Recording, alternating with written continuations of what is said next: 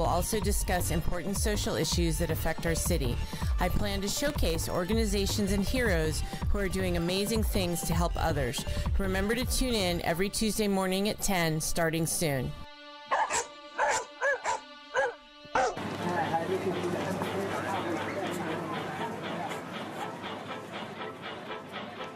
Do you want to relive the golden days of Stockton? Join Nate Knott on Stockton Alive every first and third Monday at 6 p.m. Tune into thevoiceofstockton.org.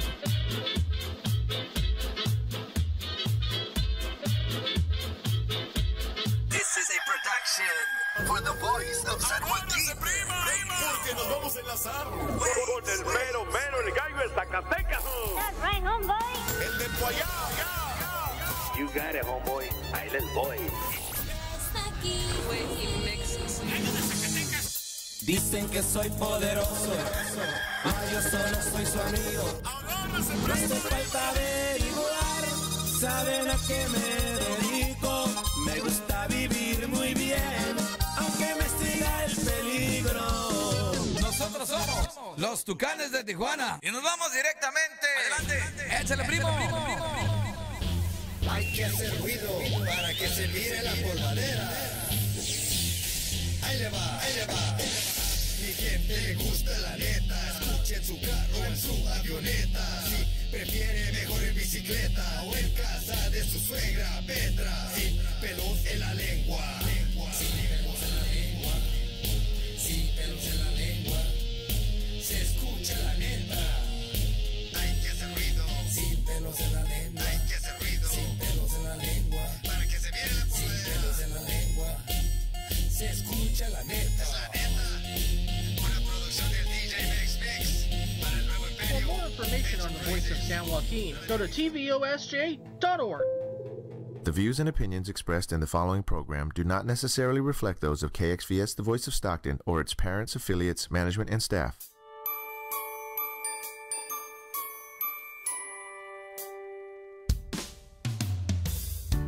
The Voice of San Joaquin and The Voice of Stockton presents Live with Kimberly, with your host, Kimberly Warmsley.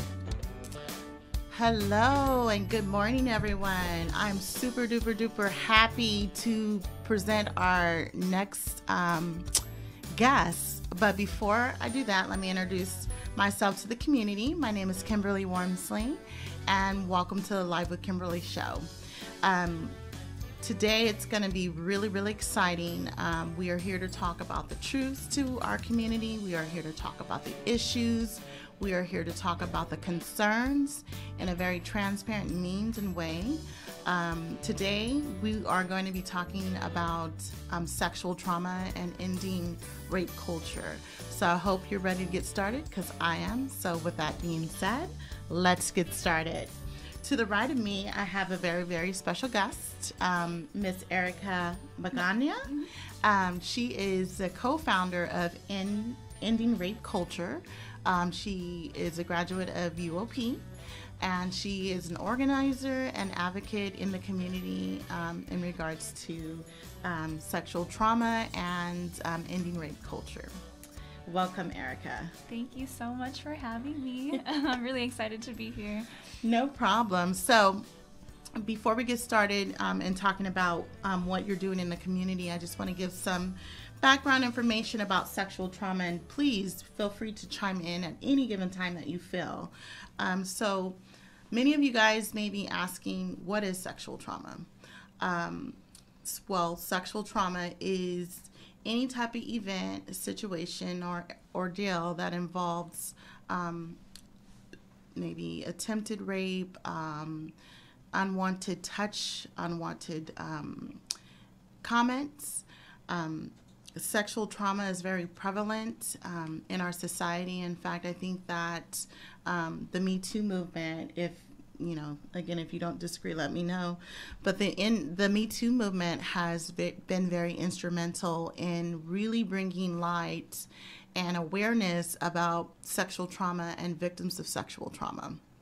And so just to kind of give some statistics about sexual trauma, every 98 seconds in America, someone is a victim of sexual trauma. Yes, every 98 seconds throughout the United States. That's a very huge statistic, very troubling statistics. The most vulnerable population to be a victim of some type of sexual trauma is anyone between the ages of 12 and 34. The LBGT community is also rated amongst the highest victims of sexual trauma and sexual assault. And I also want to bring light to the fact that a subculture of our community, which are men, are least likely to report sexual trauma, but at the same time, there is approximately 2.78 million men who are either victims of sexual trauma and or have engaged in an act of causing a sexual trauma, which is a pretty significant statistics. When you break it down amongst race, Caucasians are the most rated amongst the highest to be victims of sexual trauma, along with Hispanics, next to African American, and then mixed race and or others. But I also want everyone to be cognizant of the fact that these numbers do not reflect a stand all, because we have to also remember that there's a lot of women and a lot of men who do not even report being victims of rape and or sexual trauma. Do you want to chime in, Erica, about any of these numbers? Are they shocking? Well, they're not shocking, particularly to me, because I've been, involved with raising awareness about these numbers. I'm actually really glad that you mentioned that, yes, we have these statistics. However, it's not the whole truth. Right. So I guess that's a great segue into talking about how shame and victim blaming can silence a survivor, someone who has experienced this, along with other standards that society holds people accountable based on our gender. Right. So what I am trying to allude here is gender roles, especially for men, can be a barrier for reporting a situation where they might have been a victim. Right. So often, with that said, often we, we hold men accountable to being able to protect themselves. Right. So not being viewed as someone weak who allowed themselves to be victimized might be something that men struggle with when coming out and sharing that they were actually on the victim side, because a lot of the times we hear men on the other side, but that's not necessarily what end rape culture is like advocating or trying to put out there, Right. Along with that, when sexuality, oftentimes men are praised for being able to have as many sexual partners or as many sexual encounters. So we're feeding this idea to men that any opportunity for sex is one to be taken. And so oftentimes, they might not want to admit that in that specific case, they didn't want to have sex. And sex without consent is rape, or any touch that's unwelcome, like you mentioned, is a type of assault. Yeah. Well, you said something I want to two things that I want to jump back to. One is gender barriers when it comes to sexual assault and sexual rape, in particular with men. And this is a very important conversation and topic, because society places these standards for men to be the strong person, the masculine person, the person who doesn't report. And so the stigma of feeling associated with victims not being allowed to be a victim. This weekend, someone gave me a really, really good, I don't know who the writer of the song was, but someone said that we are creating a society to say that it is okay to not be okay. And that is very troublesome because as a clinician, I will tell you this. When you treat someone whose symptoms are very premature and or you're at the beginning stages of that diagnosis, you have a better probability to heal and recover. However, when people are withholding these feelings and internalizing everything, and those feelings go on for months and months and months and months and months, the trajectory of treatment is actually compromised, because someone who can be suffering with an acute disorder, which is a lower level of a mental health symptom or diagnosis, can eventually turn into something very critical and or concerning. And so with that being said, just wanting to go back to the victim shaming and really defining what that is. I call it like the R. Kelly effect. And I said I wasn't going to bring him up, but I just had to, because I saw this morning that there was an article that he can't afford to bail out. And so they created like this GoFundMe, right? And it's raised so much money to get him out of jail because he can't bail out. And so, in some of the comments, it talked about, well, these women are this, and, why didn't they come out years ago? And he would never want to rape that woman. That woman looks like this, or she looks like that. And I'm just, in my mind, I'm going, whoa, what are we doing? Exactly. Victim blaming is what we're doing. This is what we're doing. We're changing. We're holding the victim accountable for what happened to them. Instead of teaching not to rape or assault, we're teaching how not to get raped. Or these are the things you need to do to not get raped. And that's backwards. So something I want to address, especially with that specific case that you just mentioned. So a lot of the survivors that have come forward were victims at an early age, as minors. And the average age for a minor who has been sexually assaulted to come out and speak is 43 years old. And when did the trauma or the sexual assault happen? Are we finding that people who are 40 are coming out because of something that happened when they were 12 or 13? Or is it someone who's 40 someone who's 40 coming out about something that happened when when they were 35? So that specific age average to speaking out is for victims who experienced sexual abuse before the age of 18, so minors, so child sexual abuse. Mm-hmm. Survivors usually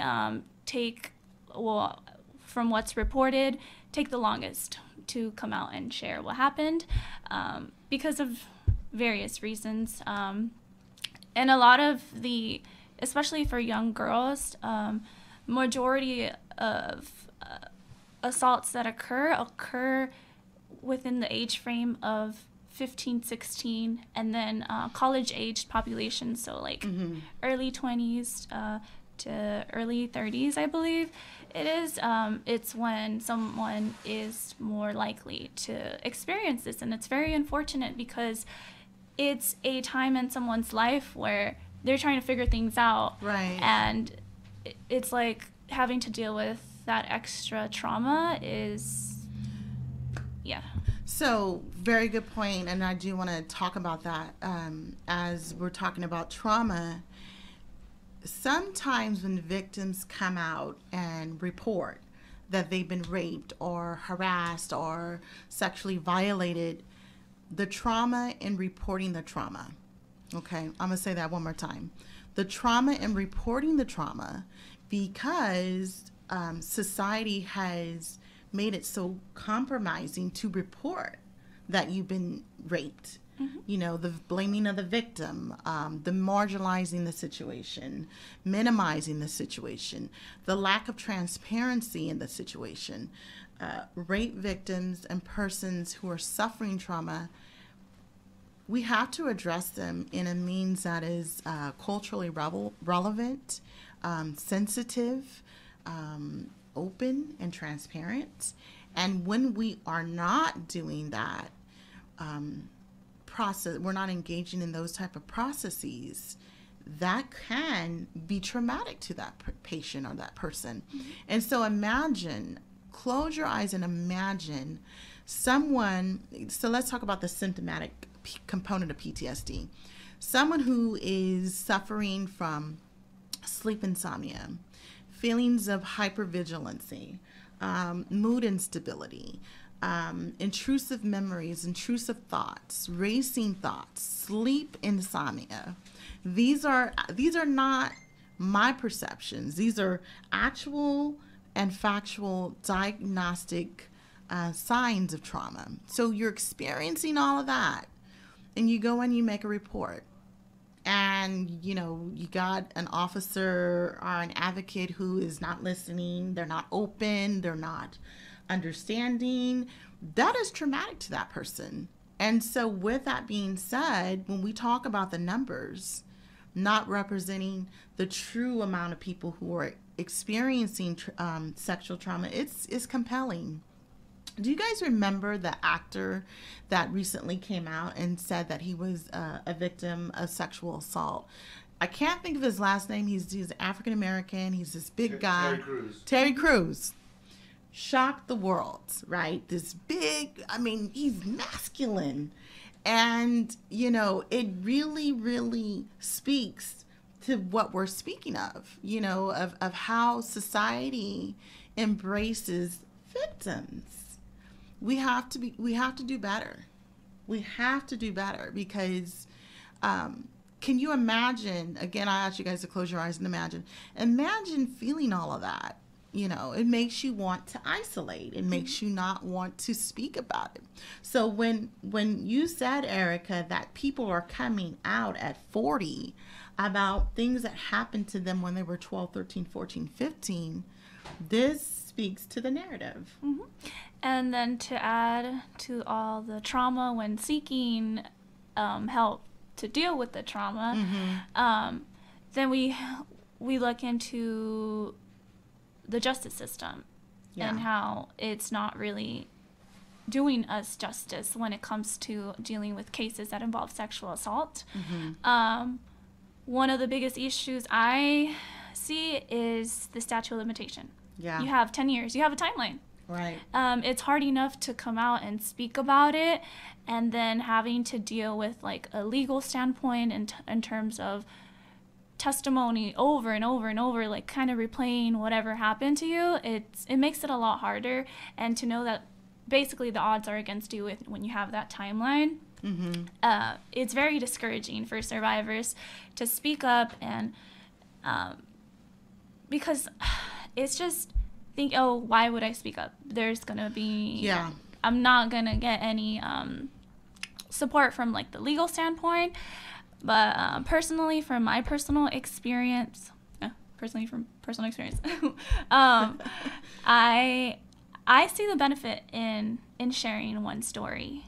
It's like a weight lifted, and if anything, other people who have experienced the same thing, watching an empowered person after they've been torn down is inspiring. Right. It's so inspiring, and essentially that's what I seek to do with End Rape Culture nonprofit, breaking the silence and fostering a community where it's okay to speak up, and that will facilitate people's barriers to seek help. Right. Because it's so hard to even ask for help, because sexual assault is so heavily stigmatized and such a shameful thing to have lived through.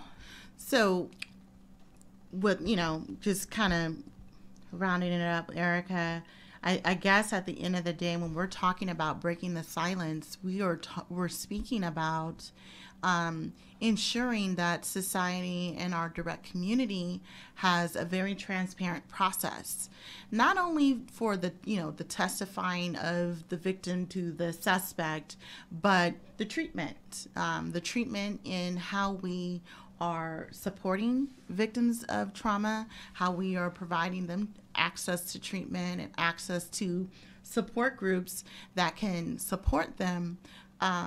And also, I think that it's very important that we also talk about the recovery of the suspect, of the perpetrator, because they too need to understand how their actions and their choices and their mannerisms and behaviors have impacted not only the victim but the community. Mm-hmm. And I'm glad you bring that up, because part of addressing rape culture, which is the normalization of sexual violence, Mm-hmm. is making sure that people get that assaulting someone is not normal. Right. You know, Right. So addressing the perpetrator or the person who assaulted, and bringing them to understand what they did was wrong and why it was wrong, right, is also very important in community healing. Absolutely. Because if we're not dealing with the suspect and their actions, and I am safe to say this as a licensed clinical social worker, understanding that there's a significant amount of perpetrators who were actually victims of sexual trauma themselves. You know, one thing that I've educated victims of is that, you know, especially when they're victimized at a young age, it's almost normalizing a sexual pattern, mm-hmm. right? And if we're not talking to victims at a young age about how that is not, you know, normal or healthy, what ends up happening is that as victims grow up and there's no accountability, mm-hmm. then the chances of victims becoming perpetrators are a little more higher, meaning that the victim eventually becomes a perpetrator, because guess what?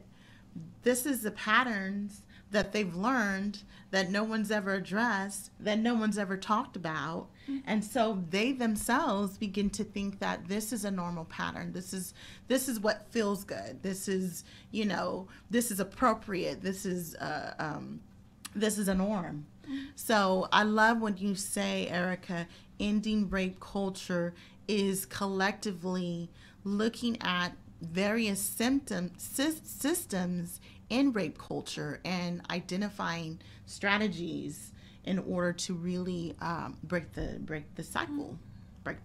Yeah, and I'm a huge believer that it's on education. Absolutely. Sex education is often shamed and it's not done. And I feel like that's one of the main key components in society that's missing when addressing rape culture. There's tons of sex education for different age groups that it's not being implemented. The school systems, what they offer is not it doesn't address things like consent clearly. Absolutely. And I think that if it was implemented in the school system, it would reach so many people that perhaps have gone through something, and that could be a gateway for help, to seek healing, you know? Absolutely. Mm-hmm. One thing that I always say is that if, as parents and educators and community leaders, if we're not educating our kids about that exact process, about consent, about what's appropriate, what's not appropriate, if we're not educating them, guess who's educating them?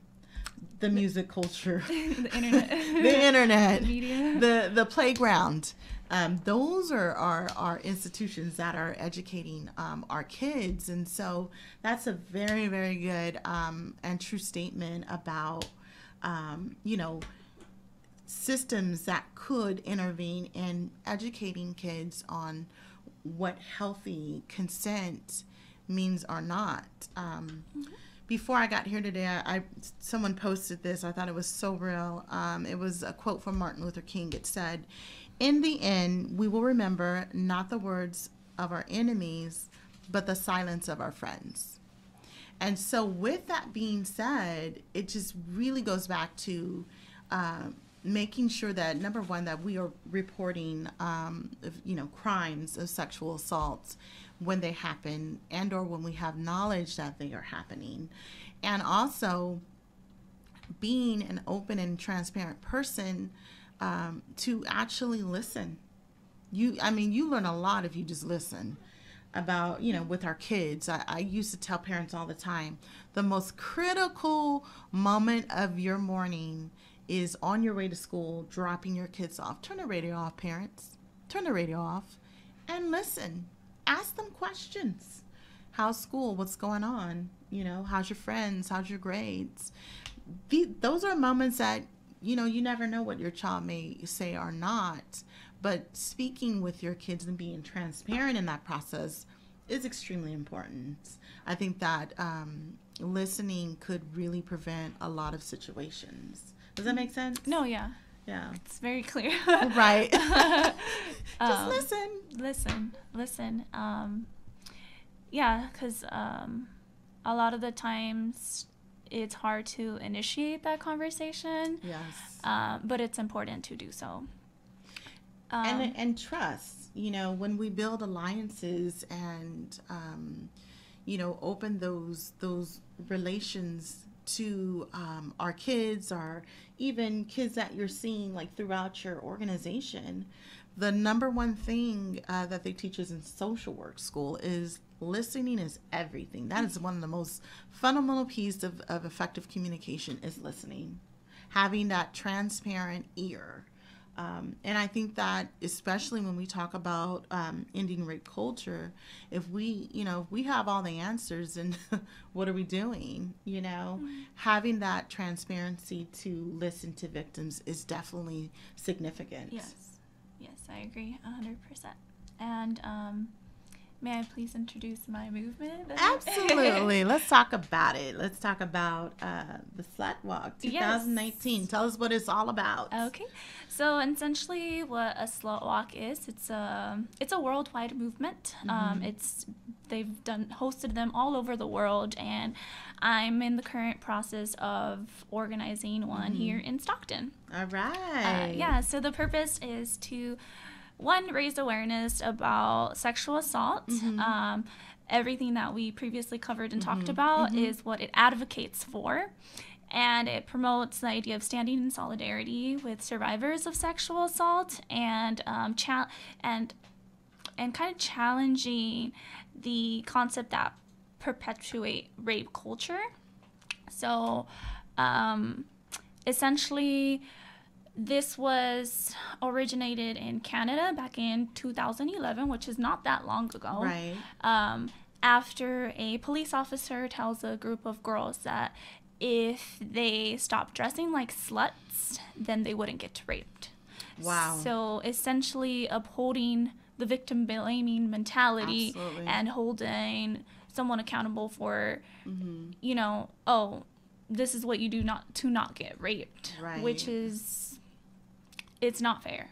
It's not fair to do. So a group of women organized, and they created the Slut Walk. It's a protest, and to take it a step further in addressing that specific comment, that specific victim blaming mentality, right. They took the streets and dressed like what a slut is perceived to dress like.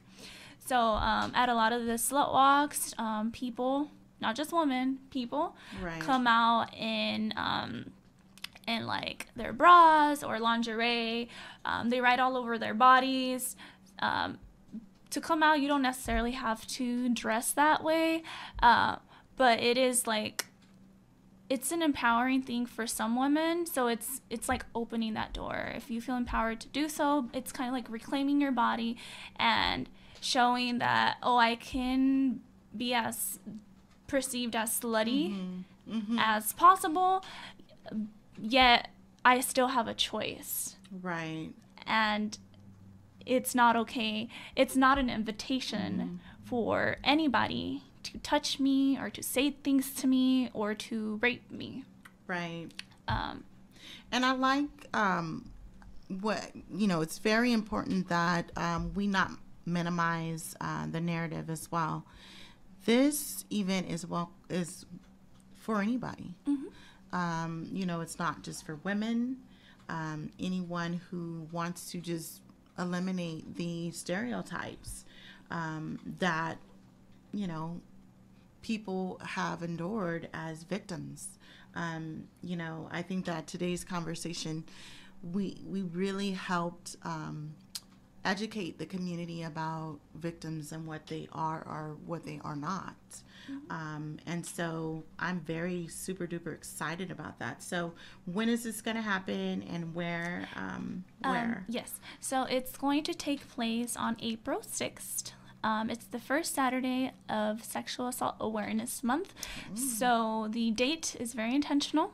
It's going to take place downtown Stockton because it's the heart of Stockton. Right on. We're going to start at 11 a.m. with a rally in front of the courthouse to, again, very intentionally address the issues within the justice system. So it's very symbolic to start it there, and it's going to be followed by a walk. The walk is going to start at 11:30, which is going to lead to a block party from 12 to 3 p.m. Right on. The location of the block party is not set yet, so I'll be updating everybody about the final location, but it is going to be in downtown Stockton. At the block party, we're going to hear from survivors. They are going to present poetry. They're going to present songs that really resonated with them when they were healing from from what happened to them. We're going to have a couple performers whose music is in line with essentially everything that the Slut Walk stands for. Right on. Another element that I'm really trying to, showcase with this movement and the whole event is sex positivity.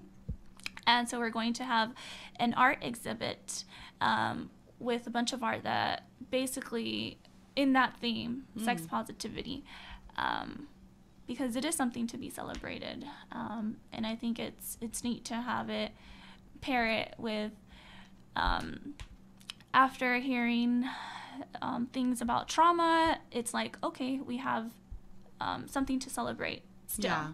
It's, and I like the concept of healing and having safe places where people can be their authentic selves and their truths can be spoken without perception and or judgment, which is very helpful in the recovery element of recovery and sexual trauma and healing.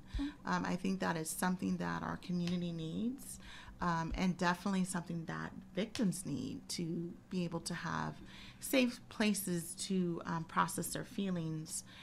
One thing that I do want to go back to really quick when we're talking about PTSD and as it relates to sexual trauma, the longer that it lingers inside, the more difficult it can be in terms of like your emotions and your feelings. And so the number one thing that I tell victims of trauma is to externalize those feelings. And the way you externalize, because internal is what's inside and external is obviously what's outside, is writing things down, or externalizing through poetry and music and just acceptance.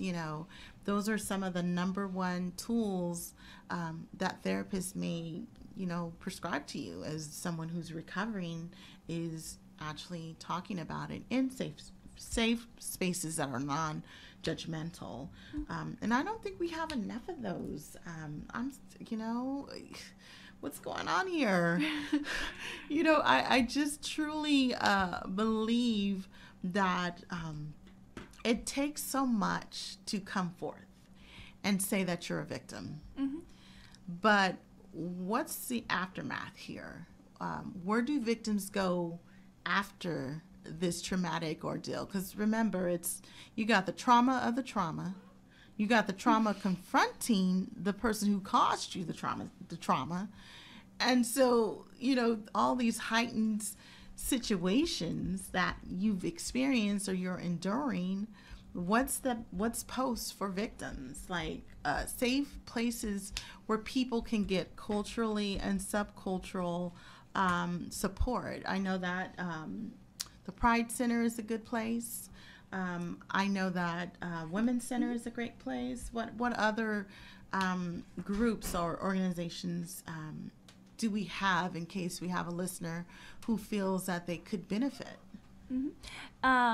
Well, part of my mission with the Slut Walk as well is to bring out these organizations that day, to have like informational booths, to share their information and maybe reach someone who might be struggling with this that we're talking about. There is a number to the National Sexual Assault Hotline. It's 1-800-656-HOPE. And what happens when you call this hotline is they basically direct you to any service providers within your community. So they're like like a resource linkages directory. Thank you for bringing that number up, because you can also call 211 on your phone, and you can be connected to Family Resource and Referral, where you could actually give a little, blurb about the issues that you are facing or you're enduring, and they do act as a referral source for you. So that is another avenue of support for victims, and I'm hoping that they can join us on March 6th as well. Also, there is a new group called Mommy and Me. I don't know if you ever heard of that, but they are going to be offering trauma recovery groups in which I'm volunteering to lead every second and fourth Monday of every month, effective in March. And I also have my own private practice that I do service persons who experience trauma as well. So those are just some avenues. I don't know if I'm missing anyone. Oh, I do want to bring up that San Joaquin County Behavioral Health Services is also available and can be reached at 209-468-8686. And they can also direct you to either a community-based agency such as Mary Magdalene or El Concilio, or you can access services through the county directly. So those are just some avenues that are available to victims. And then also, last but not least, we have the Victims of Crime, which is located at our, is it Peace and Justice? What is our new district attorney's off? I'm not sure. Is it their, I'm not sure either. I'll have to look it up. I know. Not Victims of Crime?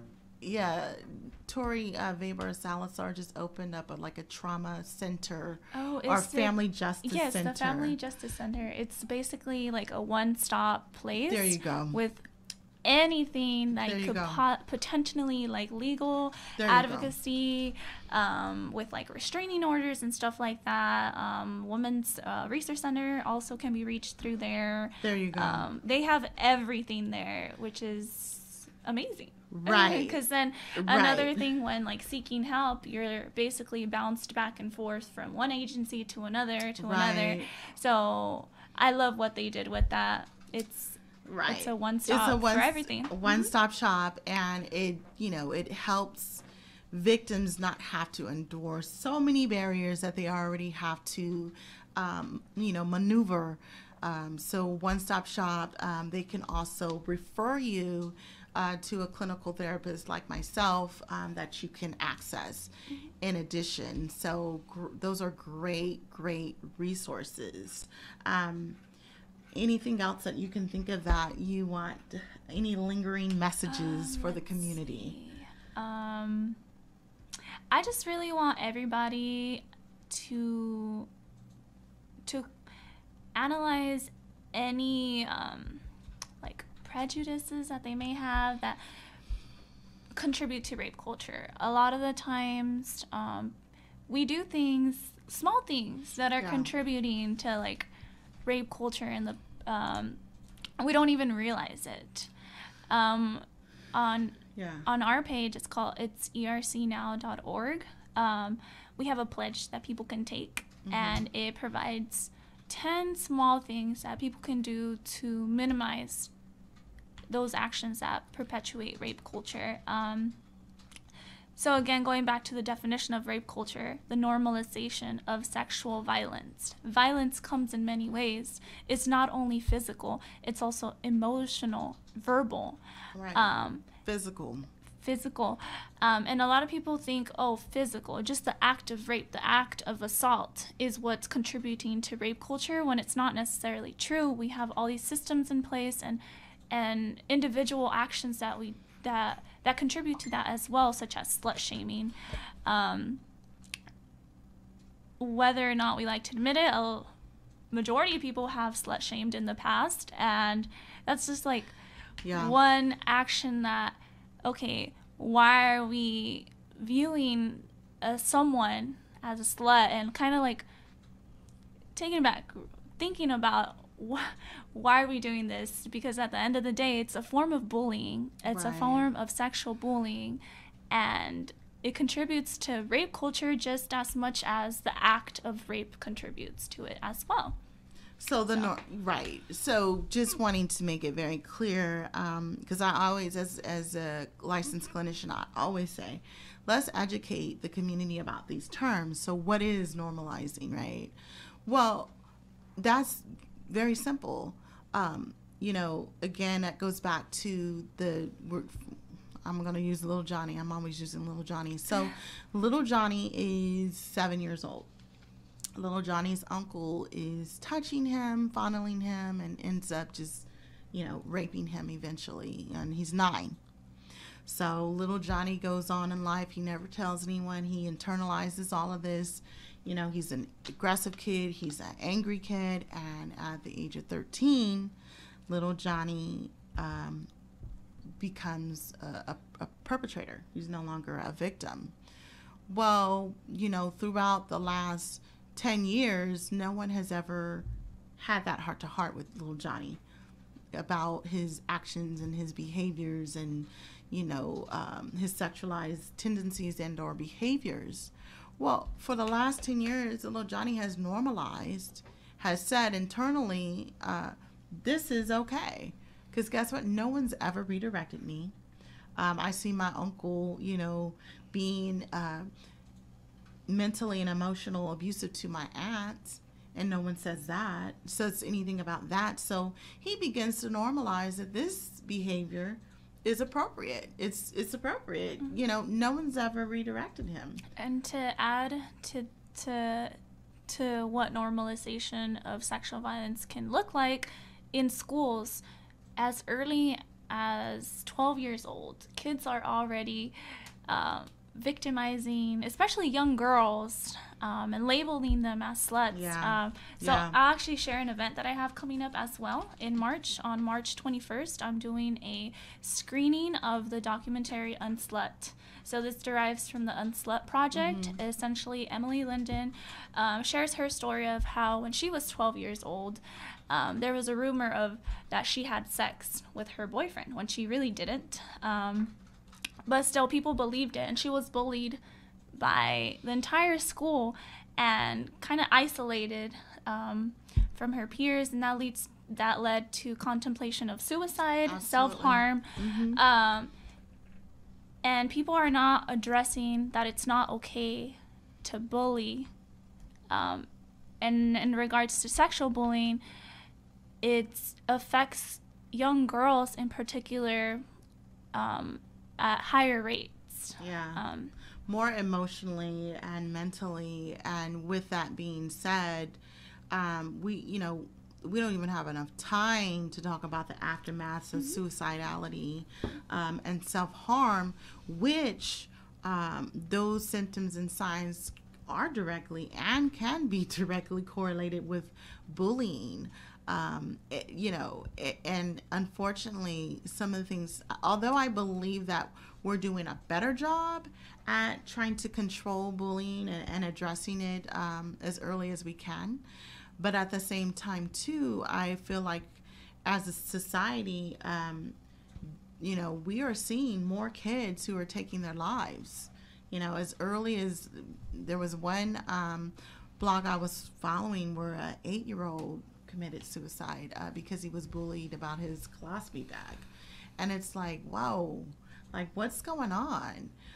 But again, it just goes back to talking about these behaviors and how they are not normal and how they're not healthy, and how those patterns, those maladaptive behaviors can affect others. You know, when you are bullying someone, this can happen to that person as a direct result of you bullying that person. Those are conversations that we need to continue to have in order to prevent. I agree. And since we were kind of naming a couple agencies or programs that provide support within this, and specifically to sexual bullying, the Slut Project is a website. It's a platform for anybody, boys and girls, who are struggling with sexual bullying to kind of share their story, and it's like a platform to support and bring each other up. So I don't know if people want to check that out as well. There you go. Especially for young people. So, yeah. So, great information, great resources, lots of great numbers to connect with. Erica, it was a pleasure. This was a really great conversation. I really appreciate all of your insight and information. So, viewers, March 6th at 11:30 downtown Stockton, our first ever Slut Walk. April 6th. April 6th. April 6th. Oh, sorry. I got really excited. It's okay. So don't forget to like the Voice of San Joaquin on Facebook. Follow us on Instagram and Twitter. That was it. I appreciate everybody tuning in. So I'll see everybody on the second Monday of next month for our next topic. Thank you for joining, and we will see you all soon. Bye-bye.